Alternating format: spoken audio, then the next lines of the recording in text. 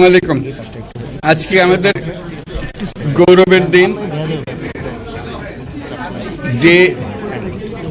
যে বিপ্লবের মাধ্যমে বাংলাদেশ আজকে নতুন বিজয় দিবস সৃষ্টি করল, সেটাকে সামনে রেখে এবং আরো মজবুত করে আমাদেরকে সামনে এগিয়ে যেতে হবে। যারা এটা সম্ভব করেছে, যে তরুণ সমাজ, তাদের প্রতি আমি আবার সমস্ত প্রশংসা এবং কৃতজ্ঞতা জানাচ্ছি তাদেরকে। তারা আমার পাশে আছে। এরা এই দেশকে রক্ষা করেছে, এই দেশকে নতুনভাবে পুনর্জন্ম দিয়েছে এবং এই পুনর্জন্মে যে বাংলাদেশ পেলাম, সে বাংলাদেশ যেন অত্যন্ত দ্রুত গতিতে এগিয়ে চলতে পারে, সেটাই হলো আমাদের শপথ।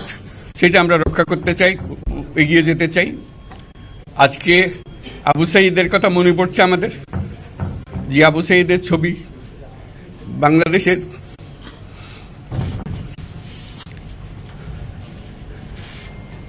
প্রতিটি মানুষের মনে গেঁথে আছে, এটা কেউ বলতে পারবে না। কি অবিশ্বাস্য একটা সাহসী যুবক,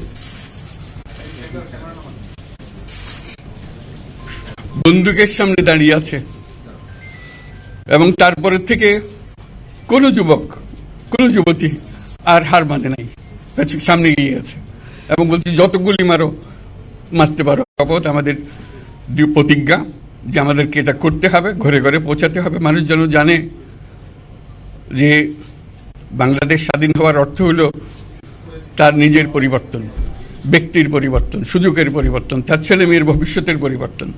এটা যেন প্রত্যেকে বুঝে নেয় এবং আজকের তরুণ সমাজকে বোঝানো যে এই দেশ এটা তোমাদের হাতে, তোমরা এটাকে তোমাদের মনের মতো করে গড়ে তুলবে।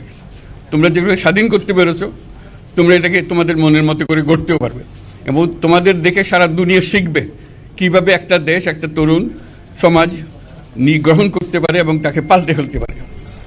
তাদেরকে আমি বারে বারে এমনি উপদেশ দিই যে পুরনোদের বাদ দাও, তাদের এই পুরনো চিন্তা দিয়ে এটার মুক্তি আমাদের হবে না। করি সারা দুনিয়ার মধ্যে এটা হবে না। এটা শুধু বাংলাদেশের কথা না, সারা দুনিয়াকে জুড়ে কথা বলছি।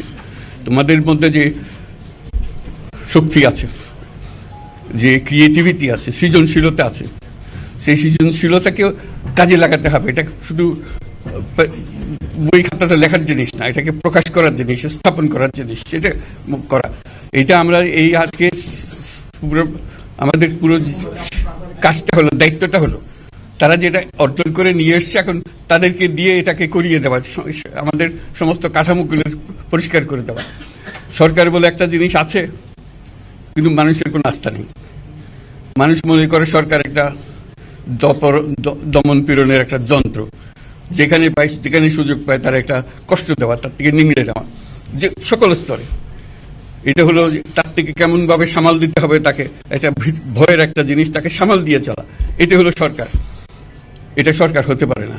সরকারকে দেখে মানুষের বুক ফুলে উঠবে যে আমাকে সাহায্য করবে, আমাকে রক্ষা করবে, আমার সরকার আমার জন্য দাঁড়াবে। সরকার তার জন্য দাঁড়ায় না কোনো সময়। যে সরকার হবে, সেই সরকার মানুষকে রক্ষা করবে, মানুষের আস্থাভাজন হবে। কেউ জোর করে তাকে বলার ভালো আছে এটা না। সে নিজে নিজে বিশ্বাস করবে, সরকারি লোক দেখলে বলছে আমার লোক, আমাকে রক্ষা করার লোক। সেই আস্থাটা আমাদেরকে ফিরিয়ে আনতে হবে মানুষের মনে। তাহলে মানুষও যোগ দেবে এটাতে। মানুষ এখন পিছিয়ে থাকে যে কিসের মধ্যে আমাদেরকে ঢুকিয়ে দিচ্ছে। আমরা যেন জানতে পারি যে এইটা আমরা সবাই মিলে আমরা অগ্রসর হতে পারি। একটা বড়, সারা বাংলাদেশ একটা বড় পরিবার। এই পরিবার আমরা একসঙ্গে চলতে চাই এবং আমাদের মধ্যে দ্বিধা দ্বন্দ্ব যা কিছু থেকে সরিয়ে ফেলতে চাই। যারা বিপথে গেছে তাদেরকে পথে আনতে চাই, যাতে করে একসঙ্গে আমরা কাজ করতে পারি। এর মধ্যে আমরা শুনলাম, আসার পথে শুনে আসছি যে এখানে আইন শৃঙ্খলার ব্যাঘাত হচ্ছে, মানুষকে আক্রমণ করছে, ঘরবাড়ি জ্বালিয়ে দিচ্ছে, সম্পদ জ্বালিয়ে নষ্ট করছে, চুরি করছে, দিয়ে যাচ্ছে, অফিস আদালতে আক্রমণ করছে, সংখ্যালঘুদের উপর আক্রমণ করছে, হিন্দু, বৌদ্ধ, খ্রিস্টান, আহমদিয়া সবার উপর আক্রমণ করছে। এগুলো হলো ষড়যন্ত্রের অংশ। এগুলো আমাদের বিষয় না। আমাদের কাজ হলো এটাকে রক্ষা করা, সবাইকে রক্ষা করা। এটাকে প্রতিটি মানুষকে, প্রতিটি মানুষ আমাদের ভাই, আমাদের বোন, তাদেরকে রক্ষা করা এবং আমাদের একটা শৃঙ্খলা ফিরিয়ে আসা। বিশৃঙ্খলা, সহিংসতা, এগুলো হলো অগ্রগতির বড় শত্রু। আমাদের যে যাত্রা শুরু হলো সেই যাত্রার শত্রু, কাজে এই শত্রুকে যাতে রোধ করা যায়, তাদেরকে বুঝিয়ে শুনিয়ে হোক, তাদেরকে আইন শৃঙ্খলার হাতে দিয়ে হোক, এটা বোঝাতে হবে। তাকে মেরে পেটে এটা ঠিক না, আইন শৃঙ্খলা নিজের হাতে ঠিক না। তাকে আমাদের আইন শৃঙ্খলা বাহিনী এমন হতে হবে, তাদের হাতে সুপর্দ করলে আমরা নিশ্চিন্ত থাকবে তার একটা বিহিত হবে। এমনগুলো আমরা হাতে দিয়ে দিলাম, 2 টাকা দিয়ে আবার ছেড়ে দিল, এটা যেন আবার না হয়। তা আমাদের সেই আস্থাটা আমাদেরকে আনতে হবে। কাজে আইন শৃঙ্খলাটা এখন আমাদের প্রথম কাজ। এই আইন শৃঙ্খলা ঠিক না হওয়া পর্যন্ত এটা আমরা অগ্রসর করার জন্য পদক্ষেপ নিতে পারবো না। আপনারা আমার উপরে আস্থা রেখে আমাকে জানিয়েছেন, ছাত্ররা আমাকে আহ্বান দিয়েছে, সেটাতে আমি সাড়া দিয়েছি।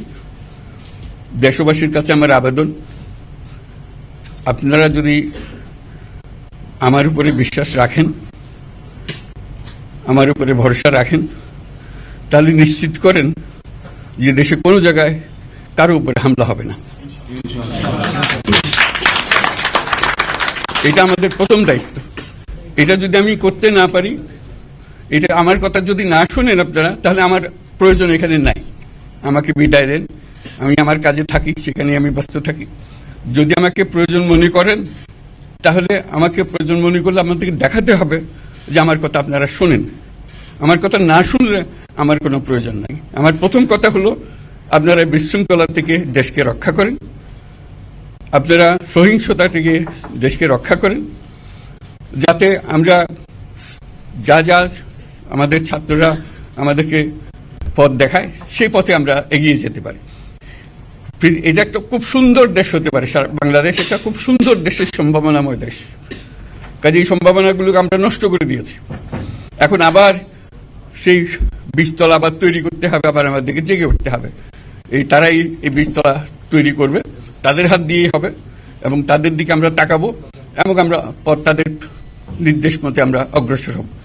এখানে সরকারি কর্মকর্তা কর্মচারী যারা আছেন, সেনাবাহিনী, বিমান বাহিনী, নৌবাহিনী প্রধানরা যারা আছেন, তাদের প্রতি অনুরোধ, আমরা একটা পরিবার, এইটার মধ্যে যেন আমাদের গোলযোগ না হয়, আমরা একযোগে একসাথে চলতে পারি, এবং আমরা তড়িৎ গতিতে একটা সুন্দর বাংলাদেশ গড়ার পথে এগিয়ে যেতে পারি। সেটাই আমার কামনা। আপনাদের সবার কাছে আবেদন, আমাদেরকে সেই সুযোগ দেন, আমরা সেই পথে আমরা যেন অগ্রসর হয়ে নিজের প্রশান্তি পাই। পৃথিবীর সবাই আগ্রহ করে তাকিয়ে আছে আমাদের দিকে। এখানে যখন ছাত্ররা রাস্তায় নেমেছে, পৃথিবীর সব জায়গা থেকে অভিনন্দন এসছে, যে তারা অবাক হয়ে গেছে। আমাদের তো গা শিউরে উঠেছে, প্রতিদিন যা হয়েছে অবিশ্বাস্য কাণ্ড। তাদেরও এটা স্পর্শ করেছে, তাদের তরুণরাও জেগে উঠছে আমাদের ছেলে মেয়েদের এই অভিজ্ঞতা থেকে, তাদের এই সংবাদ থেকে তারাও চোখ জেগে উঠেছে আমরা কি করতে পারি।